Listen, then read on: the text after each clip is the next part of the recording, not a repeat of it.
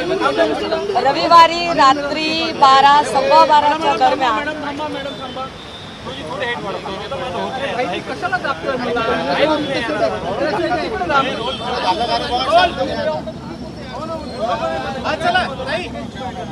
रविवारी रात्री 12:15च्या दरम्यान नागपूरच्या लाहोरी बारमध्ये रोनित, अर्जुन, संकेत आणि अजून एक जण अशी माहिती आहे। हे सगळे मित्र, त्यांचं खानपान झालं, पिणं खाणं झालं, विशेष म्हणजे बीफ कटलेट मागवून झालं। म्हणजे चाराने बाराने आणि बेगडी हिंदुत्ववाद्यांनाही माहिती असलं पाहिजे की भाजपच्या नेत्याच्या लेकाने काय खाल्लं, तर बीफ कटलेट खाल्लं। आणि बीफ कटलेट वगैरे खाऊन झाल्याच्या नंतर बाहेर मानकापूर मार्गे कोराडीकडे जाताना मानकापूरला पहिली धडक दिली गेली। तिकडे एक किडनॅपिंगचा ड्रामा झाला। त्याच्यानंतर संकेत बावनकुळेला प्रचंड तिकडे चोप दिला लोकांनी, त्याच्यासोबतच्या लोकांना चोप दिला, त्यांना पोलीस स्टेशनला आणायचा प्रयत्न केला। तिथून संकेत बावनकुळेने पळून जायचा प्रयत्न केला। पळून जात असताना पळून जाण्याच्या प्रयत्नामध्ये रामदास पेठमध्ये पुन्हा त्याने 3 गाड्या ठोकल्या। या 3 गाड्या ठोकताना त्यातली अजून एक जी गाडी होती ती नागपूर प्रेस क्लबचे कर्मचारी जितेंद्र सोनकांबळे यांची गाडी होती। जितेंद्र सोनकांबळे यांनी FIR करायचा प्रयत्न केला। FIR होत नव्हती, कारण यांना कोणालाही अडकवायची किंवा कोणालाही काय म्हणता येईल, कोणालाही गुन्हा नोंद करून घ्यायची यांची इच्छा नव्हती। पण ज्यांच्या गाड्या ठोकल्या होत्या ते म्हणाले, अहो इन्शुरन्स क्लेमसाठी तरी आमची कंप्लेंट करा, आणि म्हणून ती पोलीस कंप्लेंट झाली। पण ती पोलीस कंप्लेंट करताना गाडीचे डिटेल्स आले नाही। इथपर्यंत आपल्याला डिटेल माहिती आहे।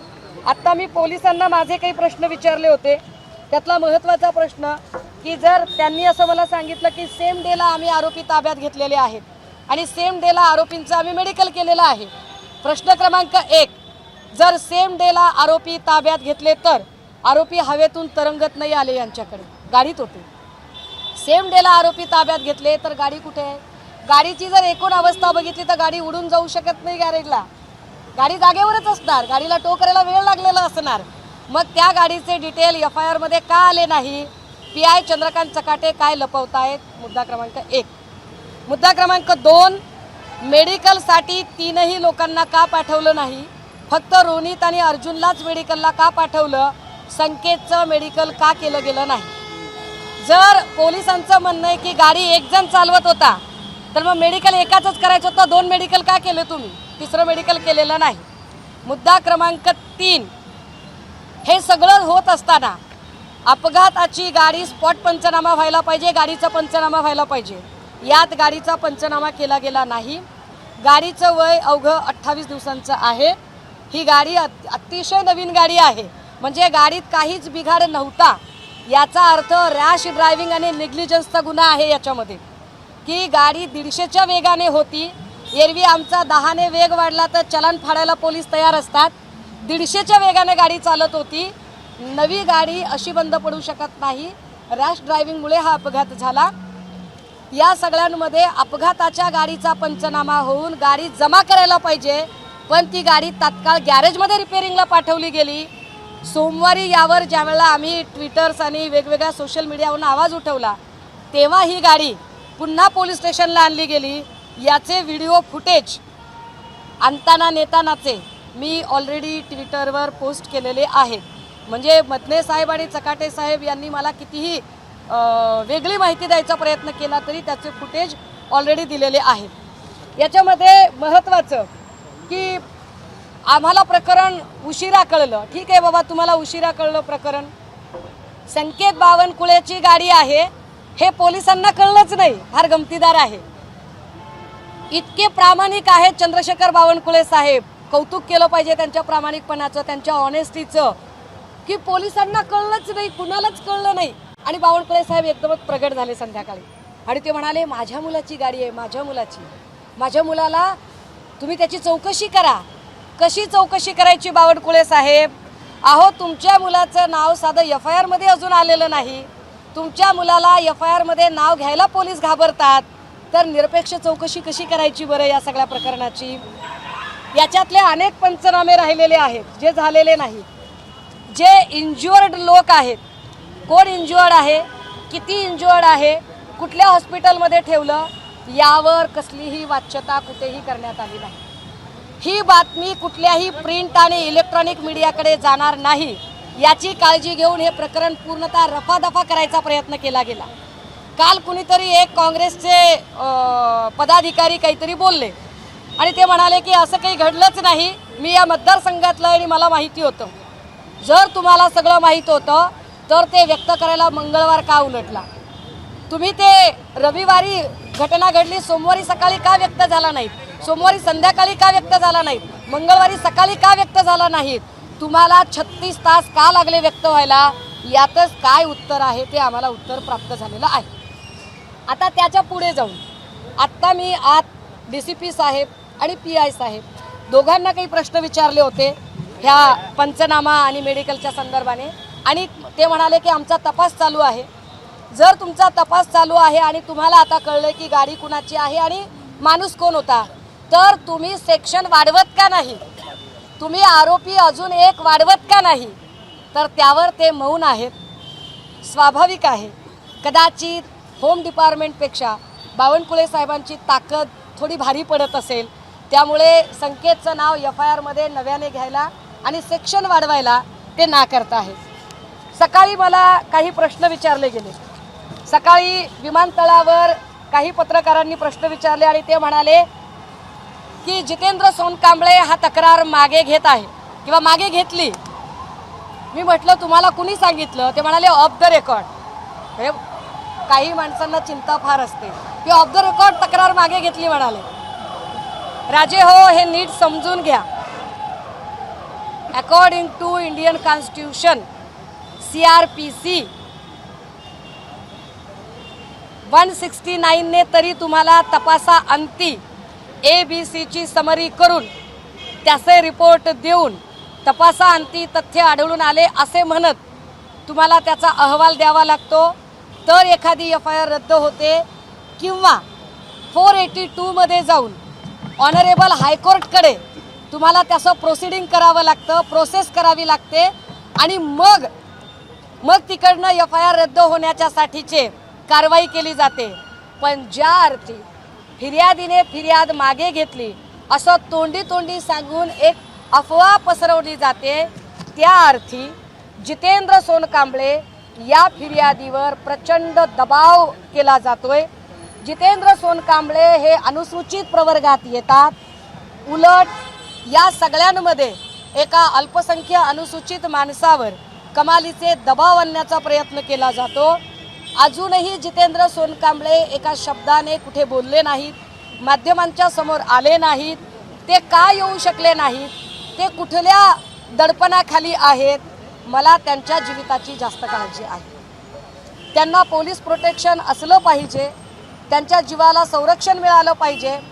आणि बावनकुळे साहेब जर म्हणत असतील की तपास निरपेक्ष व्हावा, तर आपल्या सगळ्यांच्या माध्यमातून मी पुन्हा एकदा बावनकुळे साहेबांना हे स्पष्ट केलं पाहिजे की बावनकुळे साहेब, खरंच तपास निरपेक्ष व्हावा इच्छा असेल आणि तुम्ही खरेच कायद्याचे धनी असाल, गृहमंत्री फडणवीस साहेब, जर खरंच तुम्हाला कायद्याची चाड असेल तर तुम्ही DCP मधने यांना आदेश द्यावेत की संकेत बावनकुळेचे नाव आरोपी म्हणून वाढीव वर्ग करा, अजून सेक्शन वाढवा, हे तुम्ही सांगावं लागेल। जर तुम्ही खरंच निरपेक्ष बोलणारे असाल तर, जर खरंच तुम्हाला निरपेक्षपणे तपास व्हावा असं वाटत असेल तर।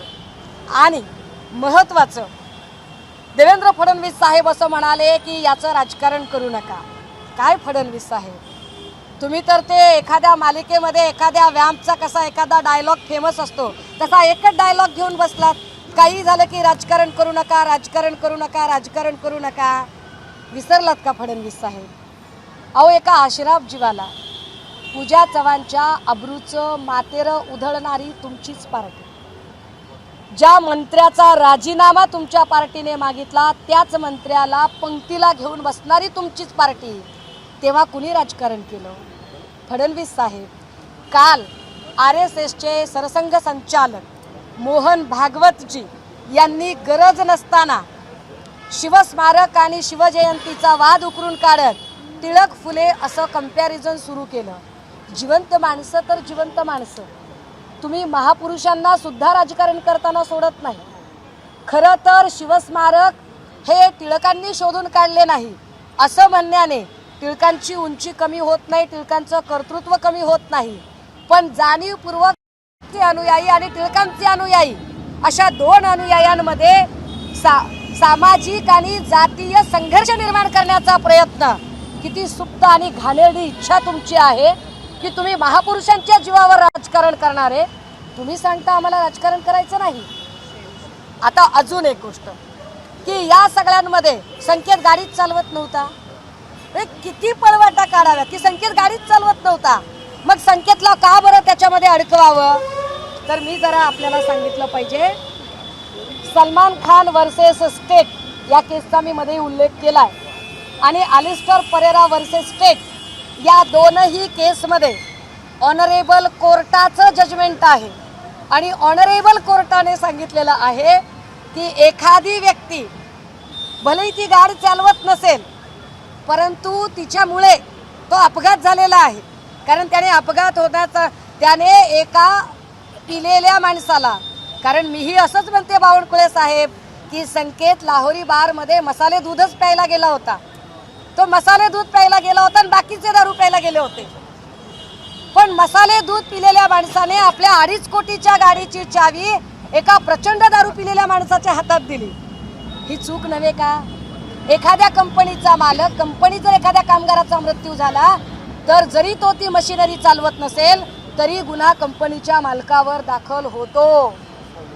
या न्यायानुसार संकेत बावनकुळेवर सलमान खान वर्सेस स्टेट कोर्टाचं जे जजमेंट आहे या जजमेंटनुसार सुद्धा हा गुन्हा दाखल व्हायला हवा, पण DCP मधले साहेब किंवा PI चंद्रकांत चकाटे हे असा गुन्हा दाखल करून घेणार नाहीत आणि मी कायदा सुव्यवस्थेचा सन्मान राखणाऱ्यांपैकी आहे, त्यामुळे त्यांच्याशी हुज्जत घालण्यापेक्षा या संबंधाने मी अजून तथ्य पुढे आणावीत।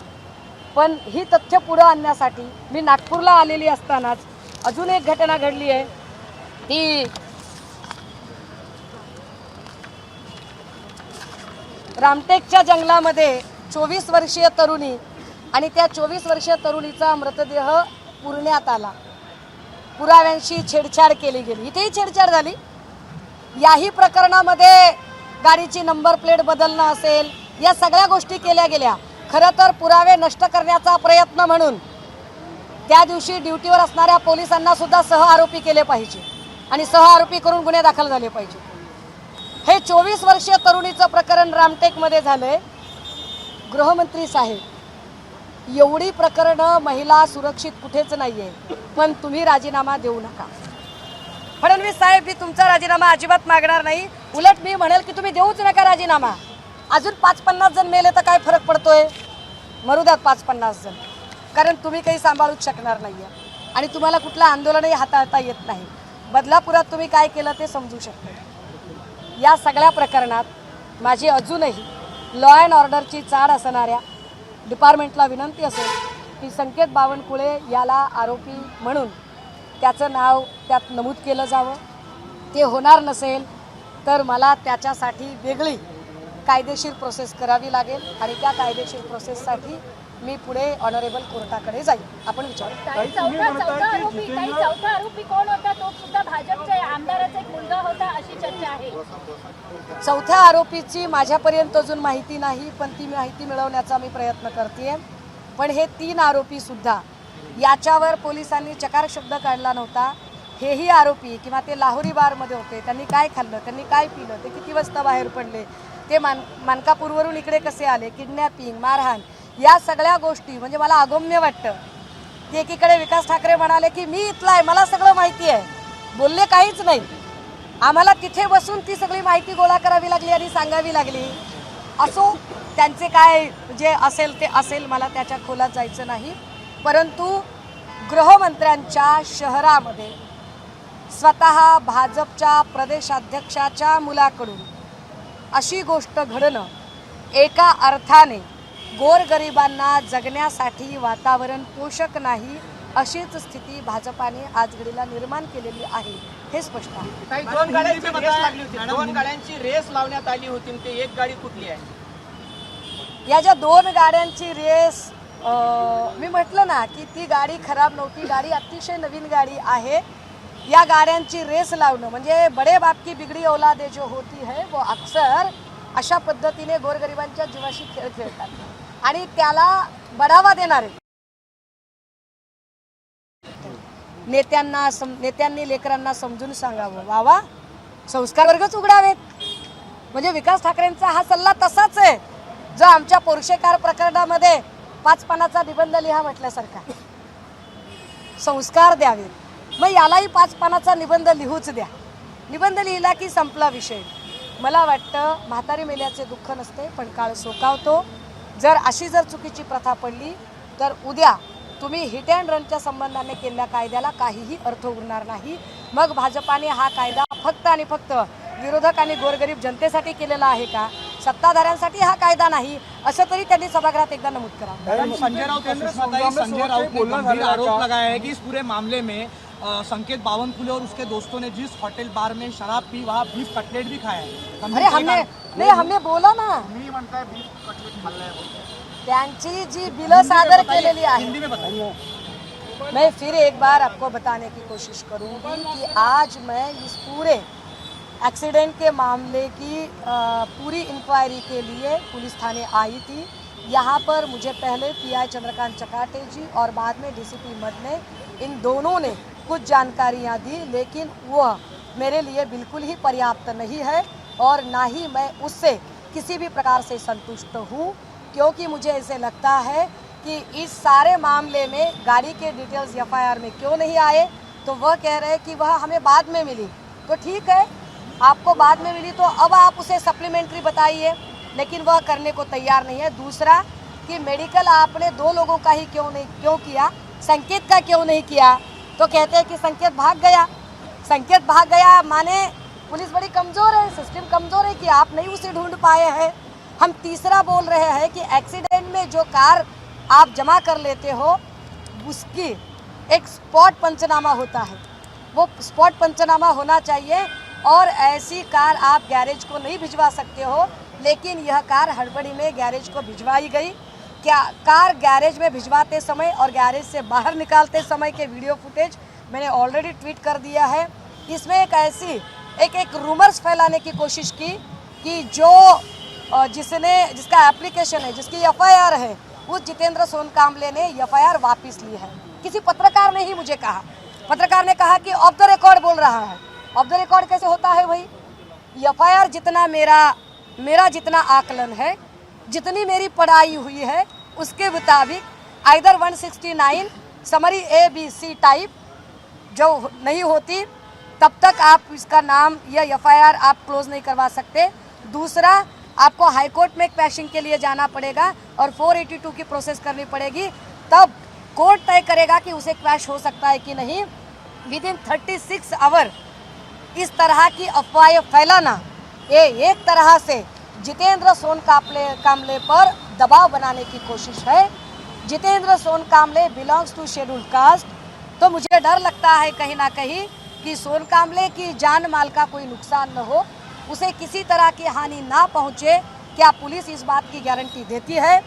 अगर बावनकुले साहब कहते हैं कि नहीं, मैं बड़ी निष्पक्ष जांच चाहता हूं, तो बावनकुले साहब से मेरी गुजारिश है कि बावनकुले साहब, मैं आप पर विश्वास रखती हूँ, मैं आपका पूरा सम्मान करती हूँ.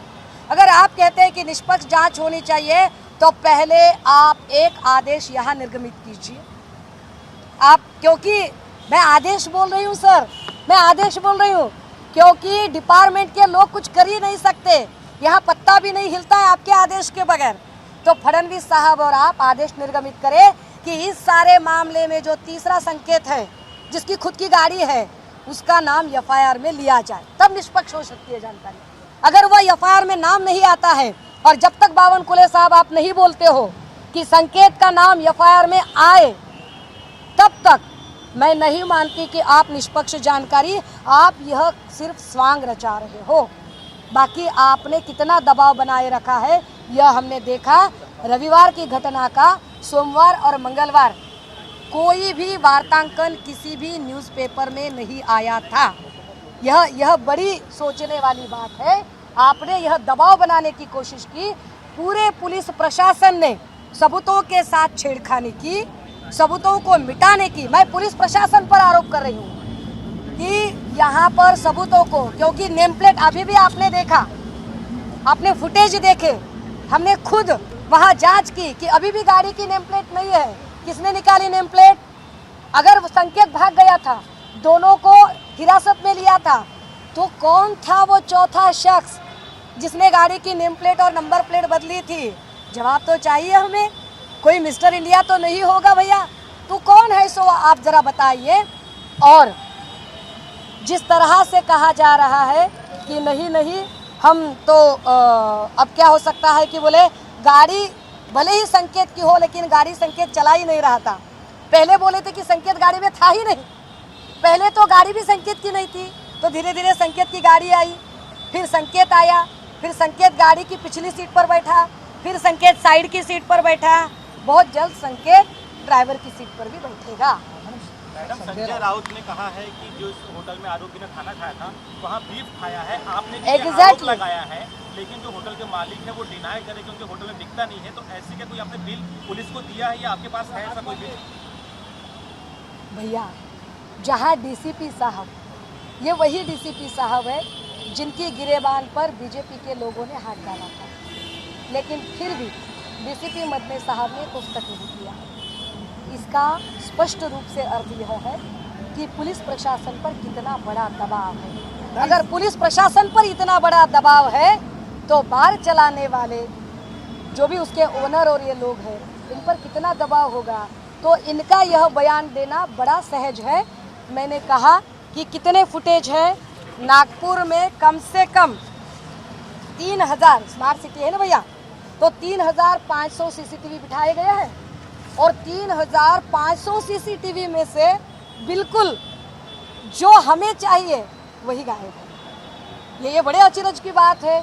तो ये सारी चीज़ों को देखते हुए आप समझ सकते हैं कि कितना बड़ा एक बड़ी महाशक्ति इन सभी को बचाने में लगी है। हालांकि मुझे यह भी पता है, as a student of law मुझे यह भी पता है कि संकेत को अगर हिरासत में भी लिया गया तो फिर ज़्यादा कुछ नहीं होगा, ज़्यादा से ज़्यादा 12 से 24 घंटे या उसके पहले ही एंटिसिपेटरी बेल लेकर छोड़ भी दिया जाएगा।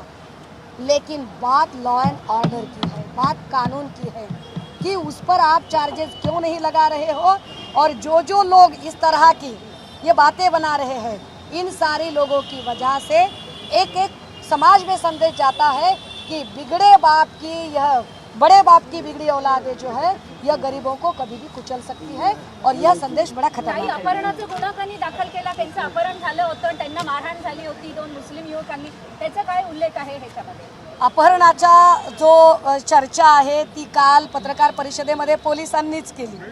हे फार विशेष आहे, पोलिसांनी चर्चा केली आणि पोलीसच त्यावरती काही बोलत नाही आहेत। मला वाटतं कुछ राज अच्छे होते हैं राज रखने में, तर त्यांना काही रहस्य ठेवायची असतील, कदाचित त्यातनं अजून काही वेगळी रहस्य येऊ शकतात, म्हणून त्यांनी बऱ्याच गोष्टी, मी म्हटलं ना, अजून खूप काही पोटात दडलेलं आहे। गेल्या 48 तासात एवढ्या गोष्टी बाहेर आल्या आहेत, अजून गोष्टी पुढच्या काळामध्ये बाहेर येतील नक्कीच।